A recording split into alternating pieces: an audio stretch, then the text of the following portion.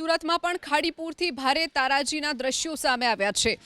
વરસાદ રોકાયાના 24 કલાક બાદ પણ સુરત જિલ્લામાં ખાડીપુરથી તારાજી કુંભારિયા ગામ આખું પાણીમાં ગરકાવ થયું છે। સૌથી વધુ હાલાકી તો હળપતિવાસની જે વસાહત છે તેમાં જોવા મળ્યું છે। હળપતિ વસાહતમાં ગળાડૂબ પાણી ભરાયા છે તો રહીશોના ઘરોમાં ખાડીપુરનું સામ્રાજ્ય છવાતા ઘરવખરીને પણ નુકસાન થયું છે। ખાડીપુરથી એવી કપરી સ્થિતિ સર્જાઈ છે કે વિસ્તારમાંથી તમામ રહીશોનું સ્થળાંતર કરવાની ફરજ પડી છે। કુંભારિયાથી દેવદ તરફનો જે મુખ્ય રોડ છે તે પણ હાલ બંધ થઈ ગયો છે।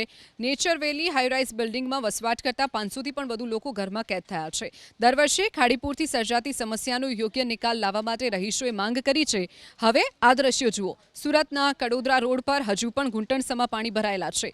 સારોલી નજીકનો 1 કિલોમીટરનો એક તરફનો આખો રસ્તો પાણીમાં ગરકાવ થતા વાહન વ્યવહાર પ્રભાવિત થયો છે। ખાડીપુરથી રોડ પાણીમાં ગરકાવ થતા કડોદરા અને ટેક્સટાઇલ માર્કેટ જતા વાહન ચાલકો પણ હાલાકી ભોગવવાનો વારો આવ્યો છે। વરસાદ રોકાયાના 24 કલાક વીત્યા છતાં ઓલપાડ તાલુકાનું કઠોદરા ગામ હજુ પણ જળબંબાકાર છે। કીમ નદીના પાણીનું સામ્રાજ્ય છવાતા હજુ પણ કીમ કોસંબાને જોડતો ગાયકવાડી માર્ગ પરનો વાહન વ્યવહાર છેલ્લા 24 કલાકથી ઠપ છે।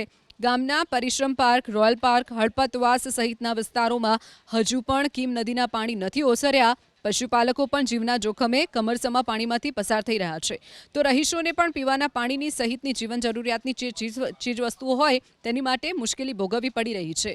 પ્રશાસન તરફથી પણ કોઈ પણ મદદ ન મળી હોવાનો સ્થાનિકોનો આરોપ છે। તો આ જ સ્થિતિ ઓલપાડના બોલાવ ગામની છે। કીમ નદીના પાણી ફરી વળતા હજુ પણ 30થી વધુ ઘરો જળમગ્ન છે।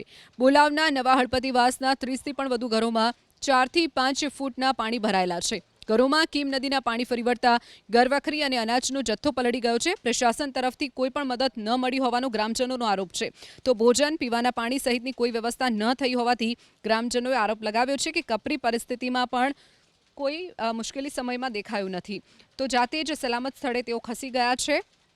કીમ નદીના પાણીથી ગ્રામ્ય વિસ્તારના રોડ રસ્તા પર વાહન વ્યવહાર પણ પ્રભાવિત થયો છે। કીમ ઓલપાડ હાઈવે પર કીમ નદીના પાણી ફરી વળ્યા છે જેથી કીમ ઓલપાડ કીમ હાંસોટ તરફનો જે વાહન વ્યવહાર છે સંપૂર્ણપણે ઠપ થયો છે તો વડોલી ઉમરાછી બોલાવ સહિતના ગ્રામ્ય વિસ્તારોમાં પણ કીમ નદીના પાણી ફરી વળ્યા છે। ગ્રામ્ય વિસ્તારોના રસ્તાઓ બંધ રહેતા વાહન ચાલકોને પણ હાલાકી ભોગવવાનો વારો આવ્યો છે।